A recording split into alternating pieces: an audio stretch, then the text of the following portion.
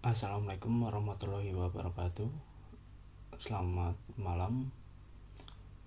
Perkenalkan, nama saya Alamul Huda dari kelas Sistem Informasi 203. Pada video kali ini saya ingin akan menjawab UTS mata kuliah analisis proses bisnis. Mungkin langsung saja.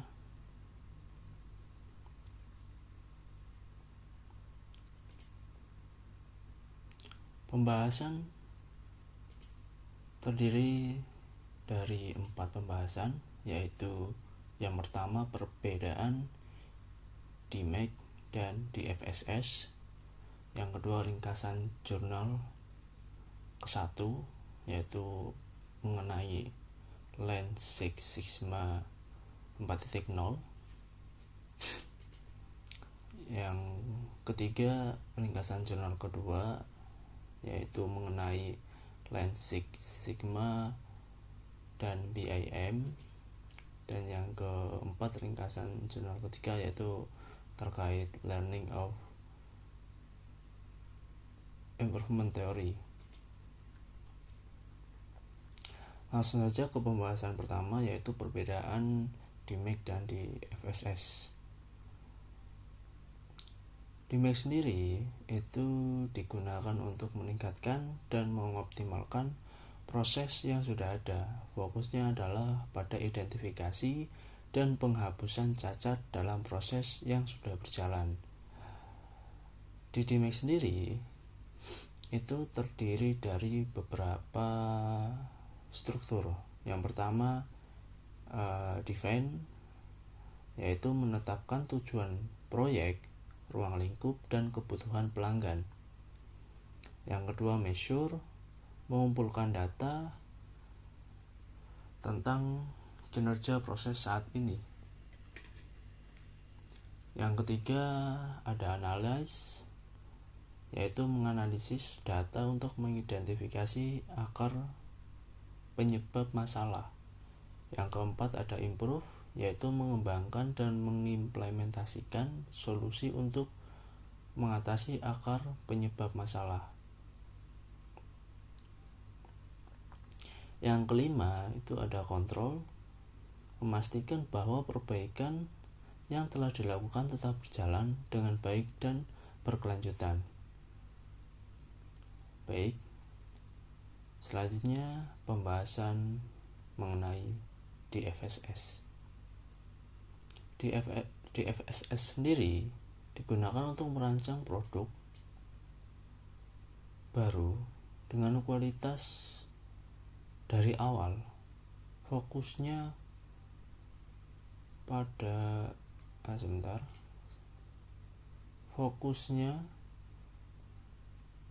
adalah pada pencegahan cacat melalui perancangan yang baik.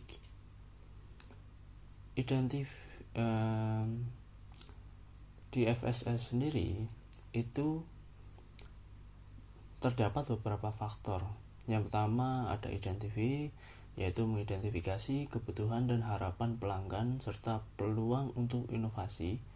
Yang kedua ada define, mendefinisikan konsep produk atau proses baru yang memenuhi kebutuhan pelanggan. Yang ketiga ada develop, yaitu mengembangkan desain rinci untuk produk atau proses baru. Yang keempat ada optimize, mengoptimalkan desain melalui analisis dan simulasi. Yang kelima ada verify, yaitu memverifikasi dan memvalidasi bahwa desain baru memenuhi semua persyaratan dan harapan. Oke, kita lanjut ke ringkasan jurnal. Jurnal yang kita bahas itu terdapat 3 jurnal. Yang pertama itu ada jurnal dengan judul Lean Six Sigma 4.0 Methodology for Optimizing Occupational Exams in Operation Management.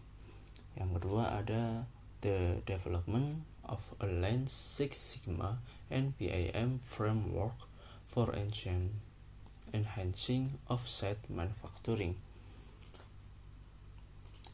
Lalu yang ketiga ada learning of quality improvement theory, experiences with reflective learning from a student perspective. Pembahasan yang pertama yaitu pengoptimalan pemeriksaan karyawan dengan Lean Six Sigma 4.0. Lean Six Sigma 4.0 adalah evolusi dari metodologi Lean Six Sigma yang menggabungkan teknologi industri 4.0 seperti Big Data, Artificial Intelligence, dan Internet of Things.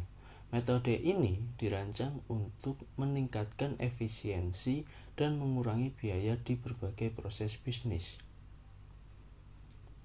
Metodologi ini menggunakan pendekatan DMAIC, yaitu Define, Measure, Analyze, Improve, dan Control. Untuk DMAIC sendiri kita sudah bahas sebelum pembahasan ini dimulai di pembahasan perbedaan DMAIC dan DFSS. Oke, lanjut. Untuk memastikan perbaikan yang berkelanjutan dalam kualitas produk dan layanan dengan integrasi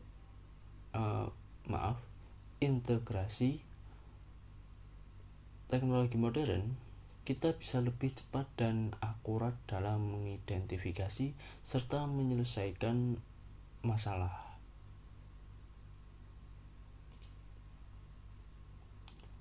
Contoh studi kasus.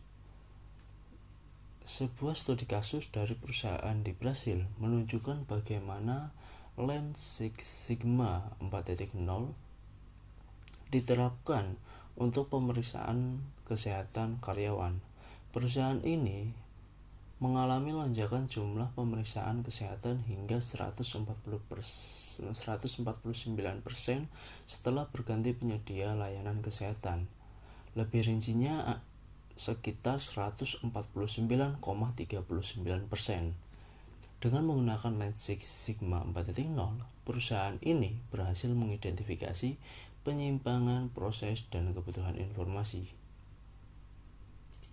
Hal ini hasil yang didapat jumlah pemeriksaan berkurang serta biaya operasional pun menurun sangat drastis.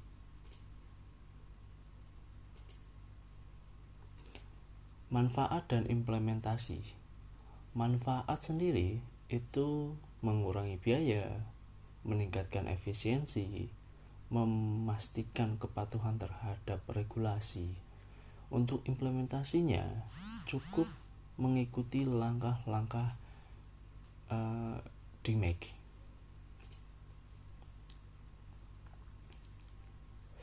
Lanjut ke pembahasan jurnal kedua, yaitu Lean Six Sigma dan BIM untuk peningkatan proses manufaktur offset.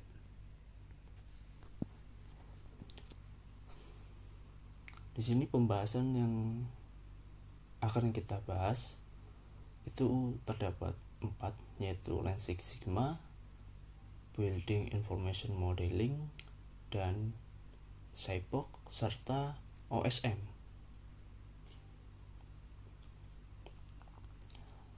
Untuk Lean Six Sigma dan BIM, penjelasannya sebagai berikut. Lean Six Sigma adalah metodologi yang fokus pada pengurangan limbah dan peningkatan efisiensi. Ketika dikombinasikan dengan BIM atau Building Information Modeling yang merupakan representasi digital dari karakteristik fisik dan fungsional suatu fasilitas, hasilnya bisa sangat luar biasa. Lanjut ke pembahasan ketiga, yaitu SIPOC. Salah satu alat utama dalam Lean Six Sigma adalah diagram SIPOC. SIPOC adalah singkatan dari supplier, input, proses, output, dan customer. Struktur SIPOC terdiri dari supplier atau pihak. Supplier sendiri adalah pihak atau sumber yang menyediakan input yang dibutuhkan untuk proses. Misalnya, dalam industri manufaktur, pemasok atau supplier itu bisa berupa perusahaan yang menyediakan bahan baku. Yang kedua, ada input.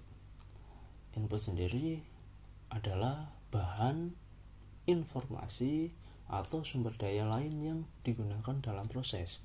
Contohnya adalah bahan baku, data, atau tenaga kerja. Yang ketiga ada proses. Proses sendiri adalah rangkaian langkah atau aktivitas yang dilakukan untuk mengubah input menjadi output. Proses ini harus jelas dan spesifik agar mudah diikuti dan ditingkatkan.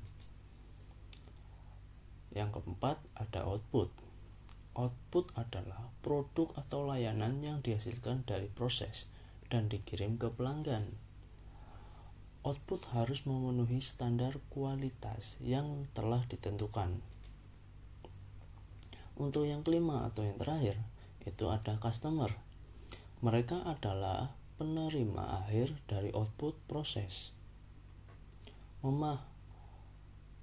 Memahami kebutuhan dan harapan pelanggan atau customer sangat penting untuk memastikan output yang dihasilkan memenuhi atau melebihi harapan mereka.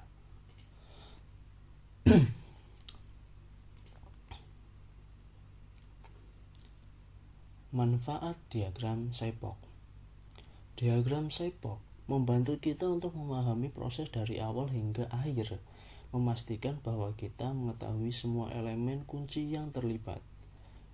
Bermanfaat untuk mengidentifikasi area yang perlu ditingkatkan dan memastikan semua pihak yang terlibat memiliki pemahaman yang sama tentang proses. Studi kasusnya. Contoh studi kasus yang saya akan sampaikan adalah studi kasus dari Irlandia, di mana sebuah perusahaan konstruksi menggunakan Lean Six Sigma dan BIM untuk mengoptimalkan proses manufaktur offsite mereka untuk rak pipa modular di industri farmasi.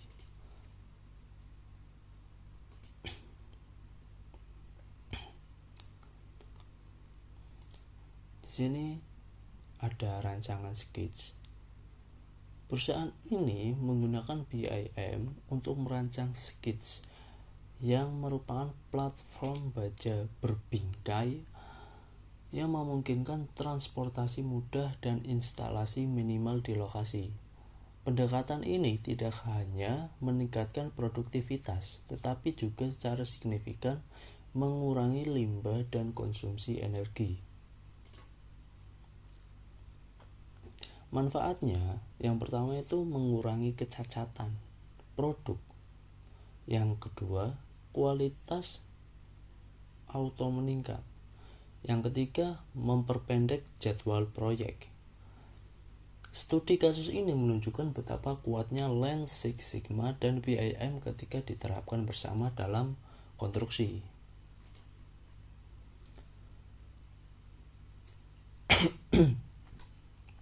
Mohon maaf. Lanjut ke pembahasan keempat, yaitu OSM atau Current State Map. Dalam Lean Six Sigma, kita juga menggunakan OSM atau Current State Map. Penjelasan singkat OSM atau Current State Map. Peta ini menggambarkan kondisi saat ini dari suatu proses, menunjukkan bagaimana alur kerja dari aktivitas berjalan saat ini. Ini sangat berguna untuk mengidentifikasi area masalah dan peluang perbaikan. OSM membantu kita untuk melihat alur kerja yang sebenarnya terjadi di lapangan, termasuk waktu siklus, waktu tunggu, dan area di mana terjadi bottleneck atau hambatan.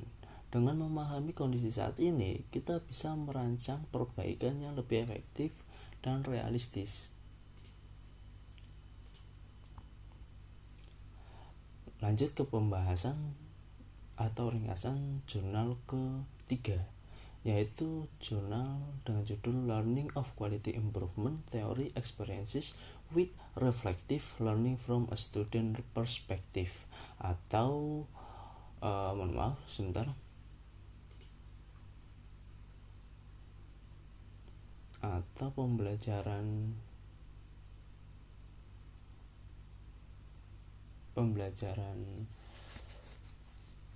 edukasi menggunakan teori, peningkatan teori. Jadi, apa itu pembelajaran teori peningkatan kualitas? Sebuah penelitian yang dilakukan oleh Roland Halberg dan Eivind Fauskanger yang diterbitkan dalam International Journal of Lean Six Sigma memberikan pandangan yang sangat menarik. Mereka meneliti sebuah kursus unik yang ditawarkan di University of Southeastern Norway yang menggabungkan teori dengan aplikasi praktis. Kursus ini dirancang untuk para profesional yang ingin meningkatkan keterampilan mereka dalam manajemen kualitas sambil tetap bekerja. Kursus ini berbasis modul, yang berarti mahasiswa menghadiri sesi selama 2 hari penuh, kemudian bekerja pada proyek peningkatan kualitas di tempat kerja mereka. Di antara sesi-sesi tersebut, tujuannya adalah untuk menerapkan teori langsung ke masalah praktis. Salah satu aspek yang paling menarik adalah fokus pada pembelajaran reflektif. Mahasiswa menerima umpan balik terus-menerus dari pengajar dan teman-teman mereka tentang kemajuan mereka.